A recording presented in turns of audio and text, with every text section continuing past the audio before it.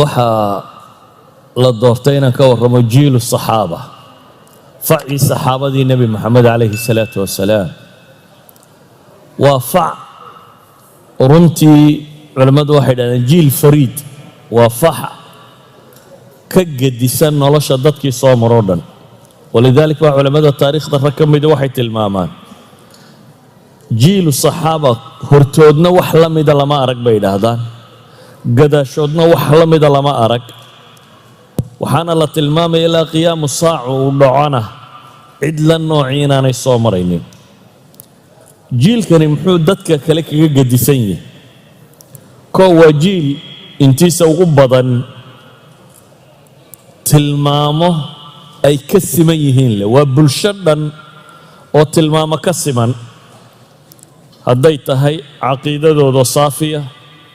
hadday tahay dhaqankooda iyo akhlaaqdooda oo dhammaystiran hadday tahay ammaanada diinta iyo siday u xambaareen ay u soo gudbiyeen hadday tahay qalbigooda iyo saafinimadiisa hadday tahay go'aan qaadashadooda iyo wanaaggooda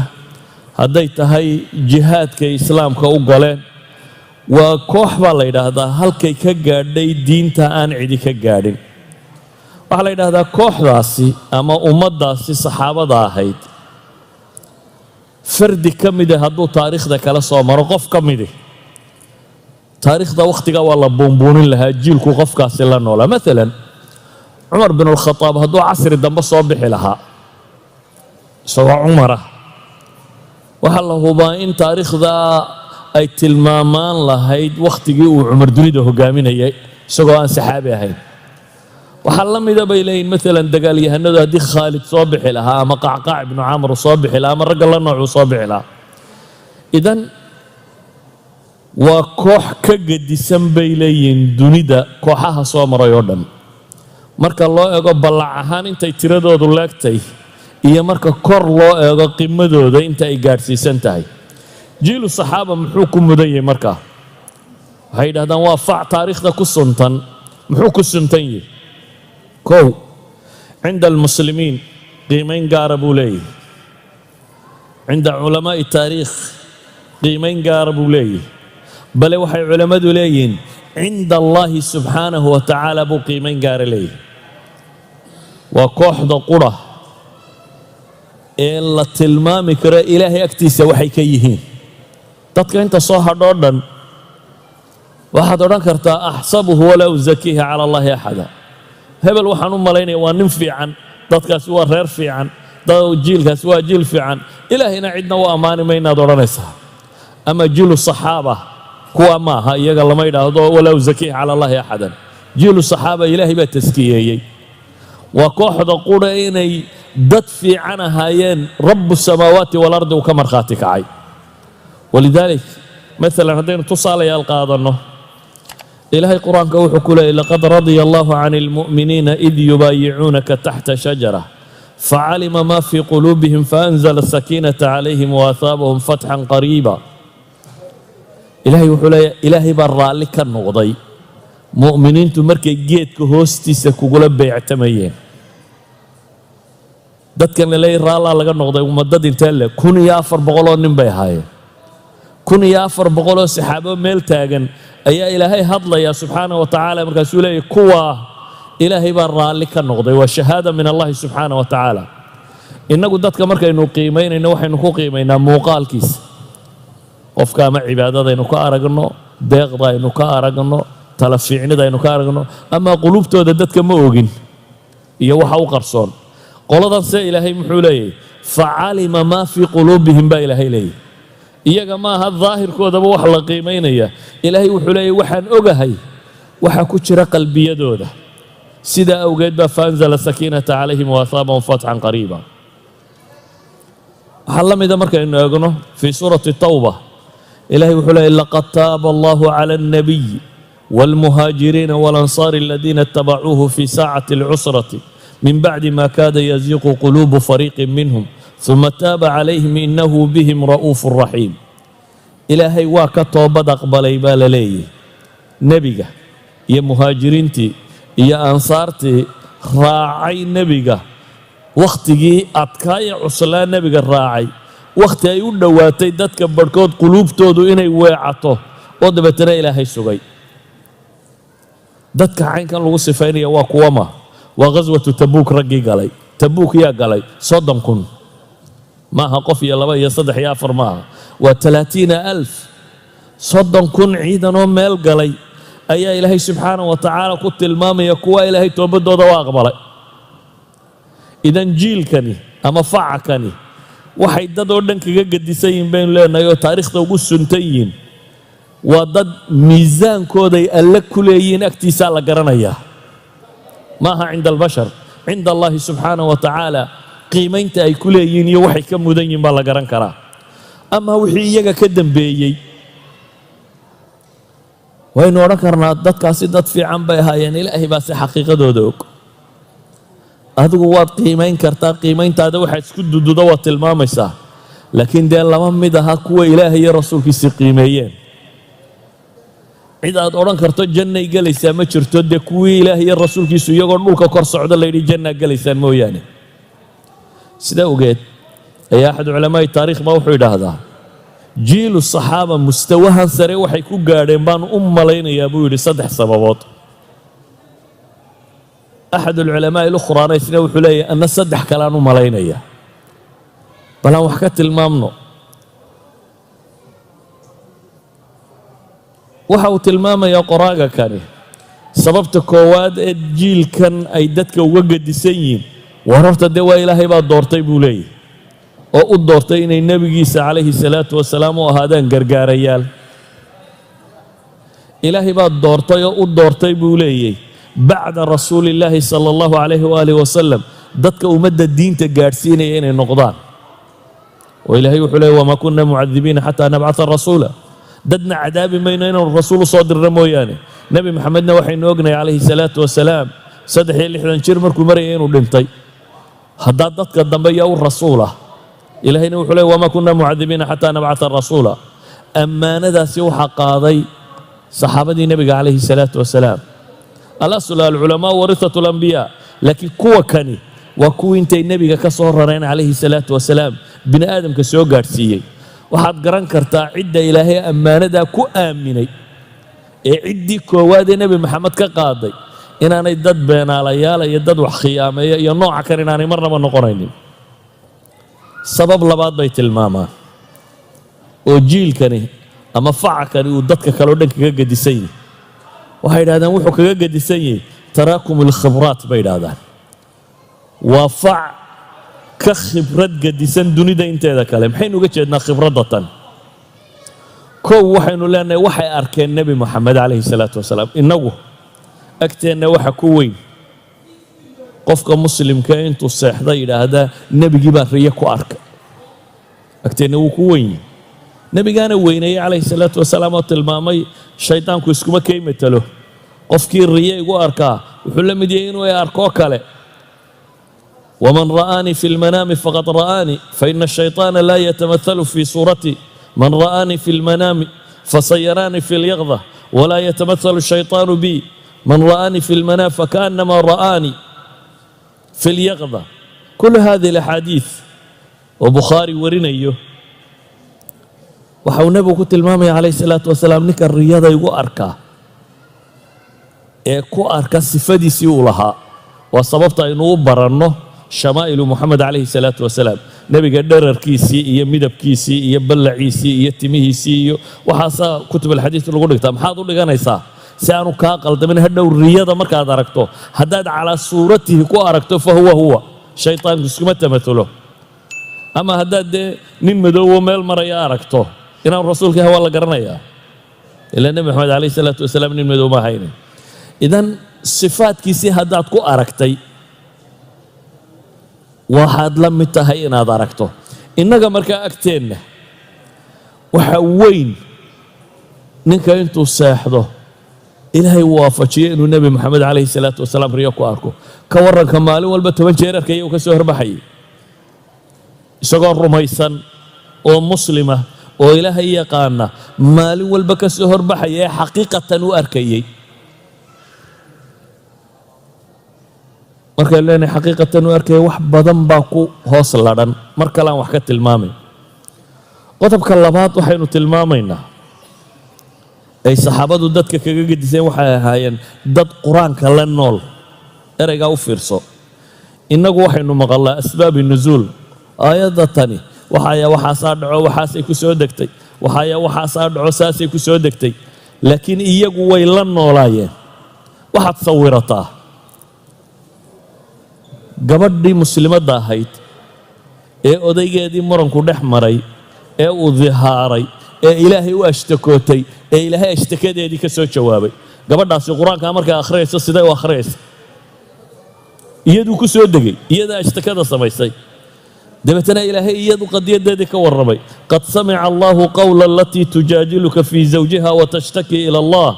wallahu yasmacu taxaawurakuma ina allaha samiicun basiir. gabadhaas maxay dareemaysaa marka qad samic iyadoo akhriyayso ay salaad ku tukanayso?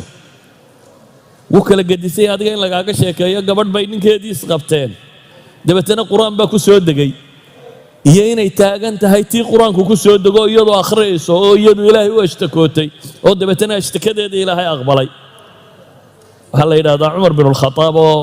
iyo ciidan soconaya meel soo maray, dabeetana islaam buu ku soo baxay. islaantu wuu isla taagay, markaasay wax u sheegtay, warkiisii buu ayuu dhegaystay warkeedii. markaasay ku yidhaahdeen xabasta amiir ulmu'miniin bay leehay xabasta annaasa calaa hadihi alcajuusa. dadkii ma habartan baad u joojisay? yacni dadkii waxay necmaysteen.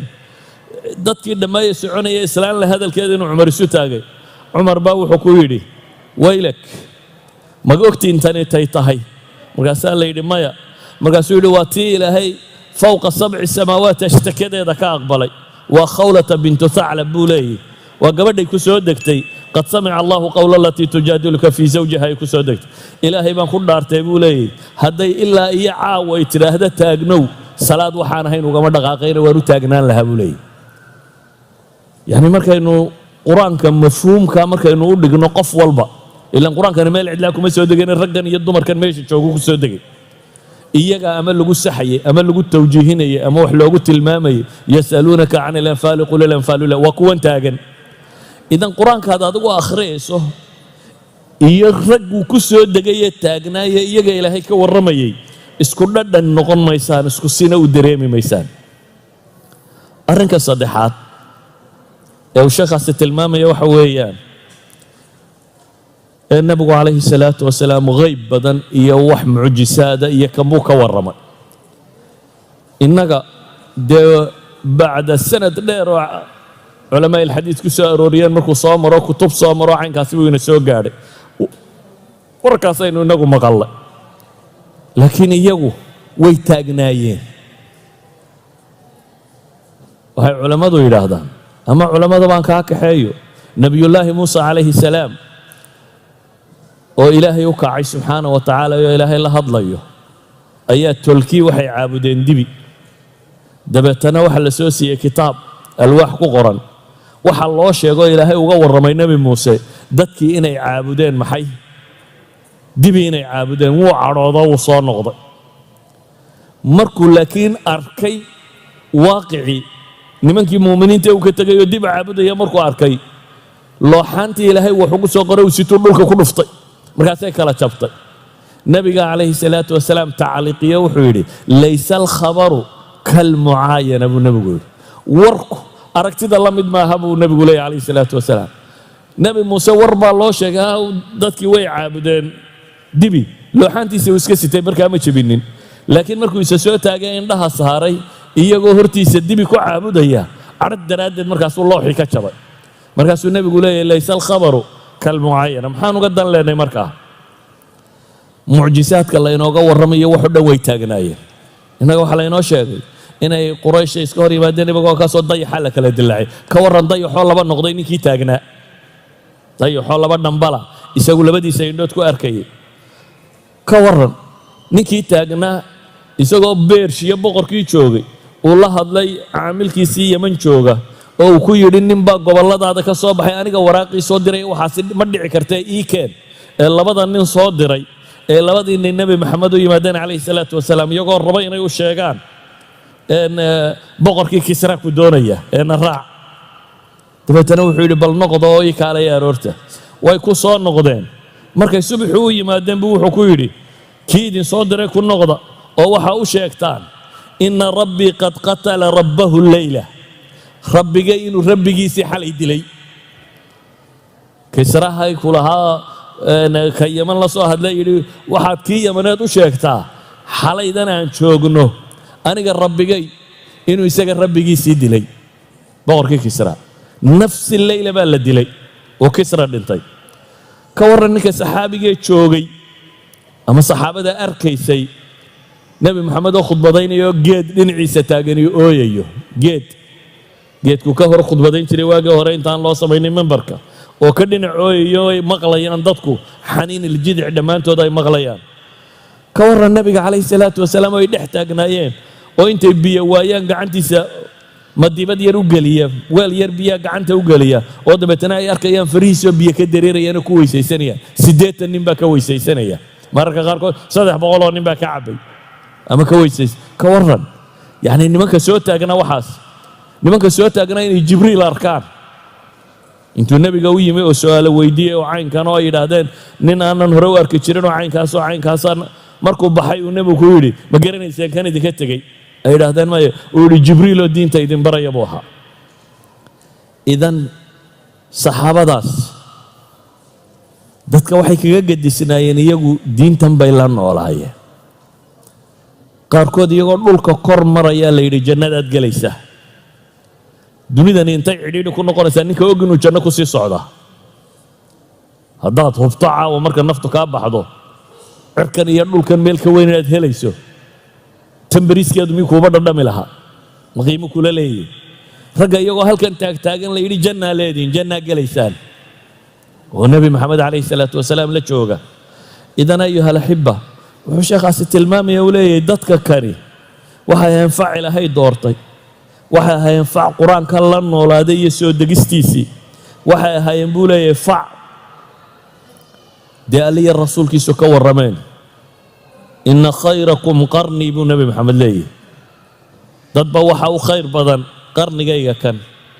uma aladiina yaluunahum waxau nebigu tilmaamaya laa tasubuu asxaabi war saxaabadayda waxa ka sheegina war saxaabadayda ha maagina ilaahay baan ku dhaartee buu nebigu leeyahy calayhi salaatu wasalaam buurta uxudoo dahaba in leeg haddaa bixisaan mudkood waa 2 sacab mud uu midkood bixiyey ama nisfu mud uu bixiyey gaadhi maysaan waayo nisfu mudkaasi diintan dhan baa ku kacday adigu haddaad maanta buur dahaba bixiso maxaad beddelaysaa diintan dhan ee ilaa qiyaamu saaca taagnaan doontaa mud iyo nusmud ay nimankani bixiyeen bay ku taagantay marka laga yimaado dhiiggoodii iyo naftoodii hantidooday ku taagantay hantidooduna waa maxay waxay ahaayeen mud iyo nusmud hadday qarniga noolaan lahaayeen waxaynu odhan lahayn waa dad caydhoo meel degane waxa loo ururiyaynu inagoo odhan lahayn markaad noloshooda la sifeeyo siday ahayd saa daraaddeed jiilkaasi jiil mudan buu ahaa ilaahayna markuu leeyahy kuntum khayra ummatin ukhrijat linnaas iyagaa marka hore lala hadlaya iyagaa kow ka ah waxaa kuugu filan ilaahay qur-aanka ku leeyahay والسابقون الأولون من المهاجرين والأنصار والذين اتبعوهم بإحسان رضي الله عنهم ورضوا عنه وأعد لهم جنات تجري تحتها الأنهار خالدين فيها أبدا ذلك الفوز العظيم كوي صهر مري الرئي مهاجرين يا أنصار هيا وحي الراعي إلهي برا لك النقضي بالليل يقول الله يرى لك يهين جنة لو دياري با إلهي هو مرخاتك عيها أي كواريا كور مركا إلهي القرآن كور ما يقال لي للفقراء المهاجرين الذين أخرجوا من ديارهم وأموالهم يبتغون فضلا من الله ورضوانا وينصرون الله ورسوله أولئك هم الصادقون والذين تبوأوا الدار والإيمان من قبلهم يحبون من هاجر إليهم ولا يجدون في صدورهم حاجة مما أوتوا ويؤثرون على أنفسهم ولو كان بهم خصاصة ومن يوق شح نفسه فأولئك هم المفلحون أيها الأحبة حلنا جيل كاس وجيل إلهي دورتي ضد كان كم مضن مدينهان وقولي كجمدين ما يتاريخ ده بني آدم كقري سينا يهين دات كجدسن نوعيات كي الدنيا ده صامرة يوردن وحبان كتلمامي هذا بقى إسلام نمضو ما يقول قولي كحدناي معناه ما هو يعني كان النبي محمد أرجي إسلام متاجي كرايه أما الدين تمرق ما يسوى ما يا هل كي جارين وما لا جاري كرينا لكن ومثل وتلمام لا أديك سنة يوقف وربعين وجاره والله جاي بفردي يلا بيصدح جارين أدركته لكن بلشة دي ترى لك وطيال لك يدو ما تشريس لكن إلهي نعمة دي سقف كيدا دالا وجاري كرا وحيا بغاركم هذا بالدين تتاني لو قمت لك قال إن الله شيء النبي قال قرأ إلي شوكته وقرن كرنا إن قفك هذا الشيء خاق وحكور لك كو تبارك تري ونقضى نندقسيه ووحكستكو سيه ونقضى ننجسيه ودبت مركو قبصتك الدفاع أو نقضى نن عقل بدن وهو حد باهتو كالا تلين كرا أو نقضى الدين نكو قدري يعني وح الله باين هذا الشعلان يسوسي كما الدنبيسة وحان الله باين كور رادين دونه غير عادية هذا ما لين سنين النبي محمد شيخ وها مركا عليه الصلاة والسلام صحابته ضد بكيو جيس السنة وداغ بدنا وفعنا وطلرونا وعين كان إلهي بدتك كدح دورتي أيا دي معلن كودية أيا يجا معلن كودية تببره هودية ساسيا وجدتك إني كجد السنان دونان ومثلا معقولة إلا الشيخ خد جمل هيلي ما النبي محمد عليه الصلاة والسلام لكن تام معناها يدوم معها إن إسلام لماذا للسوء علين كريم إن القرآن كي السنة الله طبقي كريم إن حدكي إلهي ونود شيء اللي قاعد كريم مرنا بمعناها يدوم معها وإلا ده دين تبين نقطتين دين تيودم بيسا إلا آخر الزمان كالله طلق عليه هذا بوحي نسويديني نمر كأنه كان ما نقيم مدى الصرع أن ما نهلك هذا وهو سيء وحكينا إني هلك هو سجد عويان محيطي وهي علماء قارلين لبس سببات ما صدح سببات بكيني مشان إني قارة كو مدي وحويان بيلين مصدر تلقي حقي وحكا قادنيين dadkaasi waxay wax ka qaateen il saafiya waan aje iyo dhooqa iyo dhibtoona lahayn il biyood oo saafiya macnaheedu ma waxa weeyaan wax kale aanay haysanin maya dunida falsafada waa yaaleen falsafadii xadaaradii romanska taalay xadaaradii griiga joogtay xadaaradii bershiyanka xadaaradii hindida xadaaradii jayniska dunidu ma ahayn saadadka badmoodayaan meel madow oo imkuun iftay ma ahayn dunida weligeed ba afkaartan iyo filosofiyada maanta ugu waaweyn weli layna daba wadaa aristotle iyo balatin iyo kuwa la sheegay de waraga horown ma kuwa imika jooga dunida uqul iyo afkaar iyo aaraa'iba way taale laakiin nabi maxamed markuu rabbeynay wuxuu ku rabbeeyay inay ilaahay kaliya kala kulmaan laba wixii ku saabsan caqiido iyo values qiyam iyo tashriic inay rabbi kala kulmaan wixii maado iyo idaaraad iyo aqoon adduunyo ku saabsanna bini aadamku uu wadaagaya inay aadana kale ka qaataan wixii la dheer yahay taasaa waxay keentay markay joogto masalada valuega iyo caqaa'idda iyo sharaa'icda ku saabsan wuxuu nabigu arkay maalin عمر بن الخطاب أن يهودي يدوا بالوراقي صغر كتابكينا وحيابا ونكسر كقران إذا تنا وراق بو مدو قرأ رواية كقاركودنا وحيلين وراق بو هلاي عمر وراق آخر السر يبو النبي وارك أنا سؤال محي واحد آخر يسا مركز سوحي دوا إن قلدا يهودي كتب كودي ويا وحكم ده المتهوكون فيها من أبو كويل وأدنى مياد وررسنت أبو كويل يقوى نقوى وررسينه أدنى ما متحير أدنى مياد وررسنت أبو كويل وروحان دين لئيم ابن النبي قولي بيضاء نقية دين بان دين لئيم عد وصافية إلهي من كل دارت ابن النبي قولي هدو النبي موسى نولان لها كتاب كي التوراة لقل قلطي ولا انحرافية اسكناف nebi muuse hadduu noolaan lahaayo maanta joogi lahaa uma bannaanaateen inuu aniga ay raaca mooyaane wax kale buu nebigu leeyahay calayhi salaatu wasalaam walidaalika buu nebigu wuxuu tilmaamayaa nebi baa soo degi doona isaga dabadi nebiyullaahi ciise oo cirka la qabadsiiyaa iman doona laakiin muxuu raaci doonaa sharciga nebi maxamed buu raacaya uma bannaana buu nebigu leeyahay hadduu xataa joogo muuse maa xalla lahu ilaa an yatabicanii aniga inuu iraaco mooyaane wax cid kale uma bannaanayn buu nebigu leeyahay calayhi salaatu wasalaam su-aashu waxay tahay markaa innagu xaggaynu wax ka qaadanaa manaahijteenna cilmiyeed iyo aqoomeed iyo xaggaynu ka keenna waxaynu leenahay thaqaafaadkeennu waxaynu qur-aanka ka qaadannaaba yar waxa ugu badan waxaynu ka qaadannay maxay cid kaleaynu ka qaadanno reer bari iyo reer galbeed iyo thaqaafaadka dunida yaalla xadaaraadka kale iyo aqoontoodii waxaasaynu isku rarray haddaynu rabno markaa meeshoodiioo kale inaynu ku dhowaanno waxaynu u baahanay manaahijteenna inaynu dib u safayno min ayna natalaqi xaggaynu kala kulmaynaa diinka xaggaynu caqiidada ka qaadanaynaa xaggaynu valuega ka qaadanaynaa waxaynu kaloo u baahannay xataa waxaynu akhrinayno xataa turaadka islaamiga ayaa tasfiya u baahan israa'iiliyaad badan iyo wax daciifa iyo khuraafaad badan baa la qoray xataa kaas baynu u baahannay inaynu hubinno oo ku hubinno ma yahay qur-aankii alla soo dejiyey tafsiirkiisani tafsiir saxa ma yahay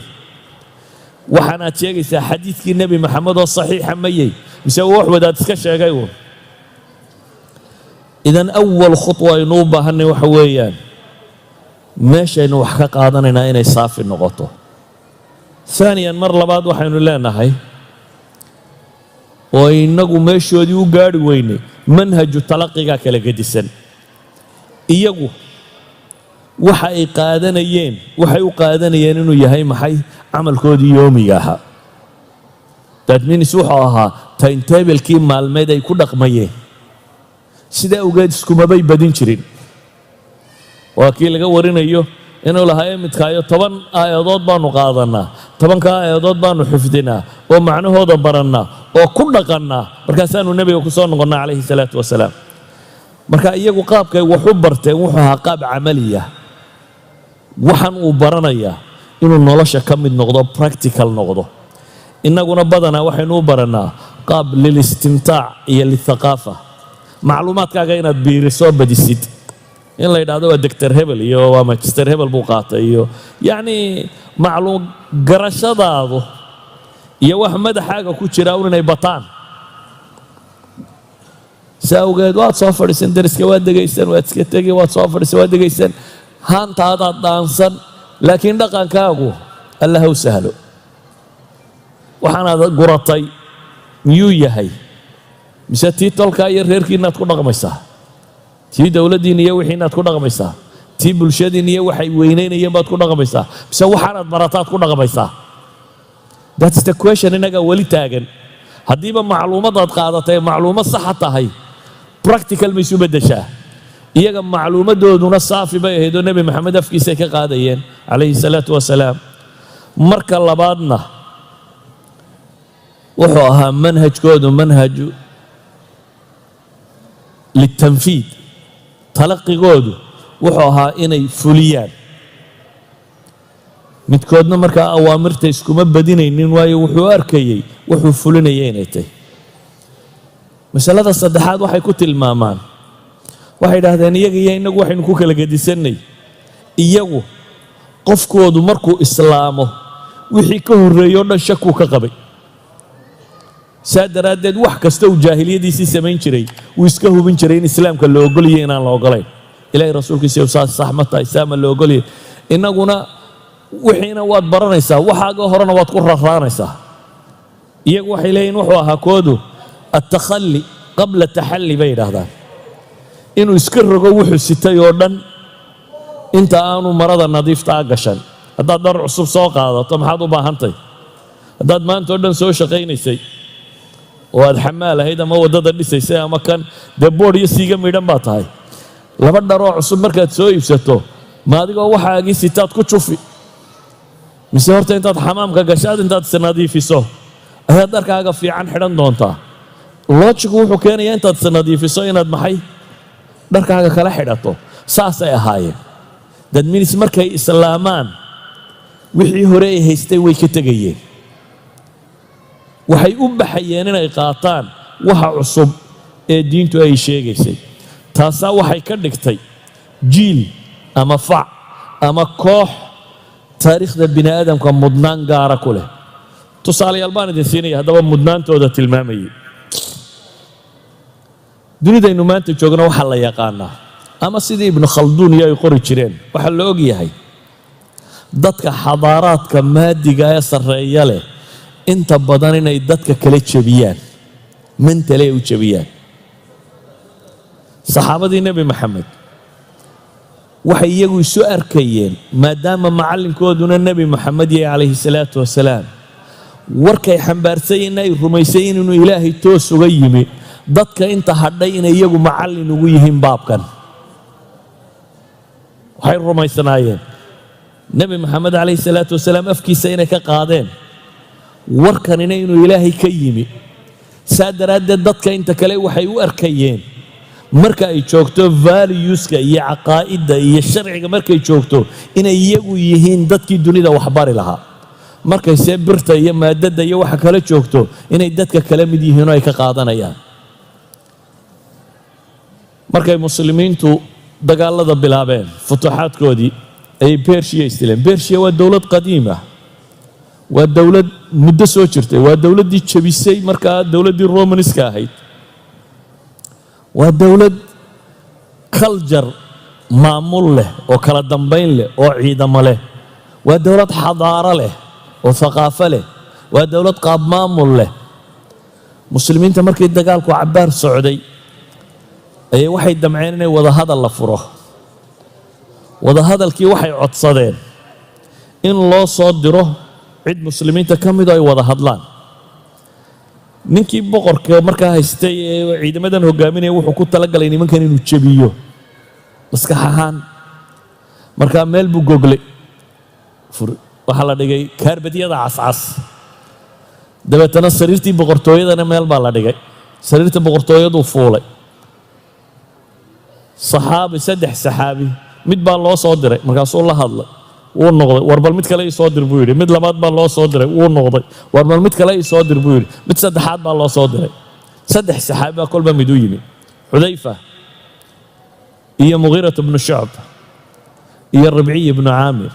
saddexdaba saddex qiso cajiib oo kala kulmay, laakiin mid uun baan u socdaa. ribciy ibnu caamir baa u yimi. waa nin intaa dagaal ku soo jiray, maryaha ilhaylan iska wata, faras yaroo gaaban wata, hubkiisii iska xidhan soo galay. dabeetana waxay idhahdeen hubka dhig, madaxda loolama tagee. dee madaxda anigu uma imana isagaa ii yeedhay buu yidhi. haddaad rabtaana saydaan ugu tegay, haddii kalena waa iska noqon. waa loo sheego, waxaa la yidhi ninkii saasuu leeyahy, bal soo daaya buu yidhi. wuu soo socday, kaarbadku iskaga soo dul socday faraskiisii yaraa ee gaabnaa. dabeetana barkimooyinka ka miduu ku xidha. dabeetana wuu soo galay. markuu u yimi ayuu ninkani wuxuu ka fakeraya, wuxuu rabaa inuu mentally ninkan jabiyo. war haddii maxaa idin soo saaray buu leeyahay, haddii abaar iyo dhul aan waxba oolin iyo kanaa ka timaadeen, xoolaanu idin siinaynaa, waxan baanu idin qabanayna, kan baanu idin qabanayna, ee waddankiinni ku noqda buu u tilmaamaya. marka maxaa idin soo saaray baa la weydiiyey. ribciy ibnu caamir wuxuu leeyahay, allahu ibtacatana linukhrija man sha'a min cibaadati alcibaadi ila cibaadati illahi waxdah wa min jawri aladyaani ila cadli alislaam wa min diiqi dunya ila sicati dunya walaakhira. wuxuu leeyahay ilaahay baana soo bixiyey, waxaana rabbi noo soo bixiyey dadka cidduu doono inaanu ka saarno addoonsigay dadku is addoonsadaan, oo freehead, dadka inaanu xorriyad u saarno,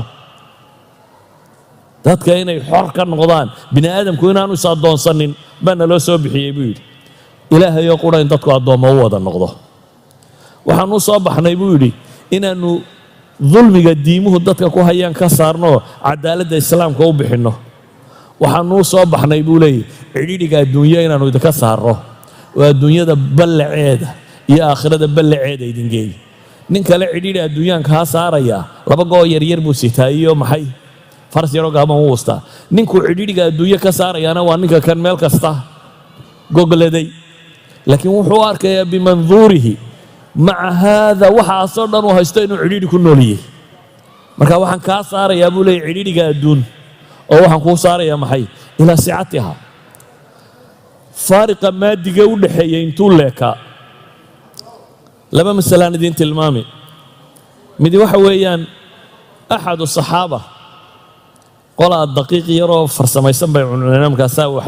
saxaabaa la weydiiyey sidaa u cuni jirteen idinku horta daqiiqda dabeetana wuxuu ku yidhi maa ra'aa rasuulu llahi sala allahu alayh wasalam annaqiya min xiina ibtacahahu allahu xataa qabada ilaahay rasuulkiisu daqiiqdan saafiga ah yacni markii la tumay la farsameeyey deetana la shaandheeyey deetana budadoo qudha noqotay daqiiqdaa budadee keliya ah nebi maxamed ishiisaba ma saarin buu yidhi sidii ilaahay u soo diray daqiiq saafiyaba nebi maxamed ma arag markaasay waxay ku yidhaahdeen oo miyadan cahdigii nebiga munkhal miyadan haysan buu yidhi munkhalku waa shaandhada baashan wax lagu shaandheeyo miyadan manaakhil haysan baa la weydiiyey markaasuu wuxuu ku yidhi maa ra'aa rasuulu llahi sala allahu alayh waali wasalam munkhala nebi maxamedba shaandha ma arag hadda waa shaandhadaa yar wax ka weyndaaya shaandhaba nebi maxamed ma arag buu ku yidhi markaasaa taabicigii wuxuu yidhi oo haddaasaa daqiiqda u cuni jirteen sidee baa wuxuu u samaysan jirteen nimankiinan kule shaandhaba maanaan haysan jirin markaasuu wuxuu yidhi shaciirka intaannu tunno oo dabeetana haadinoo afuufno sidii reer baadiyaheennuun fo intaannu nidhaahno ayuunbaa wixii baalina duulaan wixii soo hadhana waa sariid baanu ka dhigan jirno dee waa cuni jirnay buu ku yidhi yacni raggan dunida sicadeeda dadka u sheegaya shaandhada daqiiqda lagu shaandhaysta maanan arag buu leeyahy alimaam ibnu jariir atabari wuxuu soo aroorinaya waxaa ka soo naqlinaya sheekh nadawi annadawi baa ibnu jariir atabari wuxuu ka soo naqlinayaa muslimiintu markay madaa'in furteen madaa'in waa caasimaddii markaa looga talin jiray dowladdii beershiya lo odhan jiray caasimadda markay furteen gurigii boqortooyada qusuurta markay soo galeen dee wixii alaab taallay ka kaalay waxay arkeen buu yidhi daqiiq noocyaadkaasa oo si khafiifa loo sameeyo meel saaran dabeetana manaadiil bay moodeen buu leey faraha iska mariyeen waa saxaabadii wuxuu tilmaamayaa yacni faahashan farsamada lagu sameeyey inaan weligoodba arag saa daraaddeed in iyagu fara iska maris moodayeen wuxuuna fara iska maris maahe waa maxay waa cunno ragga sidaa u soo galeen meeshaasi caynkaa ahayd haddana waxay rumaysanaayeen inay iyagu usaatidada yihiin inay iyagu kuwii mabaadi'da iyo caqaa'idda iyo diimaha sheegaya inay iyagu yihiin ama innaga maanta markaynu aragnay muctiyaat alxadaara algharbiya technologygan galbeedka yaalla waxaynu bilownay oo su-aashan ay dib u noqotay sidee baynu manduumadeennii valueskii qiyamkii iyo caqaa'iddii iyo wixii aynu sharcigeen iyo wixii aynu sidanoo dhan see baynu u waafajin karnaa tan oo u raacsiin karnaa innagu markaa iyaga wax bari mayno ee teennii baynu rabnaa inaynu idhaahno qiraa'a jadiida waxaynu u baahanay inaynu dib u akhrino oo muctiyaadka xadaariga ee maanta soconaya inaynu raacsiinno naska sharciga inaynu waxoogaa tabriiraada u raadinno meel kale ka saarno inaynu idhaahno nusuusta sharciga waa iska yaro adag tahay maqaasidaynu isticmaalaynaa maqaasidu shariica iyo almasaalix alcaama iyo waa baabkaasoo nusuusta ajdaada ah iyaga waa ma qaadan karayno waayo innagu qalbiyan baynu jabnay imbihaar baynugu dhacay nimankaa cirka qabtay waxaynu isniin wax walba cirkay ka joogaan maynan garanin inay bini aadam yihiin oo xaggana kor u socon karaan xaggana hoos u socon karaan dhanna hoos buu dunidu u socotaa oo maanta dunida valueska iyo qiyamka iyo caqaa'iddu hoos bay u socdaan aqoon-yahanka dunida ee waaweyn in badanoo ka mid ah isku waafaqsan in hoos loo socdo in hoos loo socdo laakiin technologygu kor buu socdaa technologygu aad buu kor ugu socdaa oo de hadda waxay ka warramayaan dagaalada cusub ee dhowaan la rajaynaya in la galo inaan bini aadanba geli doonin hadday dayaarad tahay iyo hadday taangi tahay iyo hadday askari tahayba man made waxay inay dagaalami doonaan aan dadku goobta tegi doonin dayaaradda ku garaacaysa wax cidimo wadato taangiga kaa dulboodaya cidimo wadato madfaca soo dhacaya cidimo wadato askarigan xabadda soo riday waa robot oo ciidamo wado technology halkaas inuu bini aadamku guryaha fadhiyo cirkana ka dagaalamo waddan kalena aad dumisid gurigaagana aad fadhidid yes technology halkaas uu socdaa trendkaas uu socdaa wax walba in waxaynu ku naqaanay iska bedelaan laakiin caqaa'idda iyo valueska iyo qiyamka iyo akhlaaqiyadka iyo dhaqanku hoos buu sii socdaa bini aadamka iyo qiimayntiisu way sii lumaysaa waxba ha eegin dasaatiirta waxa ku qoran waxa lagu dhaqmaya eeg dasaatiirta waxa ku qoran bugaagta waxa ku qoran bay la mid yihiin wax waliba waxay u sii socdaan hoos laakiin inagu materialka markaynu munbahar ku noqonnay inferiority complex baa inagu dhacay waynu nafsiyan baynu u jabnay dabeetana inuu ceeb yahay waxaynu sidanay baynu dareennay su-aalaadka yurub la isweydiiyey waxaa ka mid ah masquulaa ma ku tukan karaa iyo meelama yani ceeb baad dareemaysaaba in lagu arko adoo foorfoorarsanaya dee waad ka khajilaysaa marka ninka inuu salaad ilaahay u tukado ka khajilaya ma cid kale wax gaadhsiinaya ninka inuu ilaahay u tukado ay ku dhib badan tahay ka khajilsani ma cid kale wax u sheegi karaa ma cid kale wax gaadhsiin karaya waxaynu u raadinaynaa qaطciyaadkii sharciga ayaynu waxaynu u raadinaynaa tabriiraad kale iyo meel kale aynu ka bixin karno si kale aynu wax u dhigi karno soo duuduuba waxaynu leenahay waxay soo naqliyaan ibnu taymiya ibn alqayim iyo kitaabadoodan ay nimanka kristanka kula doodayaan ama diimooda kaga warramayaan iyagoo dooda qole la gelayo ay qolada yuhuudeed leeyihiin waxaanu ama ahlu kitaabku ay leeyihiin waxaanu ictiraafsannahay maxamed inuu nebi ahaa laakiin dee annana nebi aanu leenahay nebi carbeed buu ahaa yacni markay jabeen waxay qaateen inay aqbalaan xadaaradan dhan iyo dowladdan weyn iyo waxa kani malaa nin beenaalaa dadkanoo dhan uma daba socdaane dee nidhaana ninkani xaq buu ahaa laakiin wuxuu xaq u ahaa un carab buu ahaa nebi carabta loo soo diraye annaguna kaayagii baanu haysanaynaa idinkuna kiina ummad kastoo jabtaa saasay u fakertaa waxaan isweydiinaynaa markaa maxaa saxaabada ictizaaz maxaa nooleeyey waxa nooleeyey nabcigay ka cabbeen baa saafi ahaa waa marka koowaad ilaah iyo rasuulkiisay toos uga cabbeen wixii ay u sheegeen waa marka labaadee diintay baranayeenba inay ku dhaqmaan u baranayeen waa marka saddexaadee waxaynu leenahay ilaah iyo rasuulkiisu waxay sheegaan bay yaqiin ahaan run u haysteen hal tusaale aan idin nabiga calayhi salaatu wasalaam baa ilaahay habeen maka ka qaaday dabeetana madiina la geeyey madiina maahae waxaa la geeyey bayt almaqdis bayt almaqdis baa laga dheelmiyo waxa la qabadsiiyey maxay cirka waa la soo celiyey wuu yimi qoraysh baa la kulantay haye bay dhahan bal saakana waran umuu sheegin tii sare ee wuxuu u sheegay tii soke wuxuu yidhi xalay baytulmaqdis baan togo ka soo noqda iyagoo ku jeesjeesay yidhahdeen oo dadka ma u sheegi karaysaa haa buu yidhi waa la isugu yimi oo nebiga wuxuu yidhi calayhi salaatu wasalaam xalay maalintaa maka laygeeyey baytulmaqdis baan ka soo noqday su-aalay weydiiyeen oo ilaahay baa sida tv-ga u hordhigay oo uu uga jawaabay waxaasoo dhan uma socdo abibakaroo meel joogaa loo tegey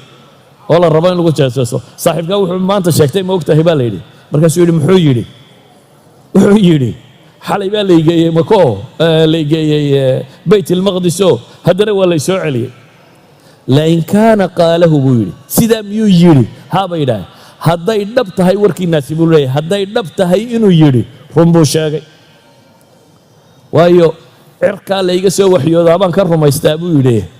ma waxaanan ka rumaysanaynin meel yaroo dhulka ku taalluu ka soo noqday ayaan ka rumaysan waxaan ka rumaystaa buu leeyahay cirka looga soo waxyoodo adna waxaad ka warramaysaa magaalo dhulka ku taalluu tegay oo ka soo noqday idan yaqiintaasay qabeen waxaan ku soo koobayaa markaa saxaabadu waa jiil taariikhda ku weyn islaamnimada ku weyn cinda allaahi ku weyn nusuus qur'aan iyo xadiid ay sheegayaan in badanoo ka mid inay ahlu janno tahay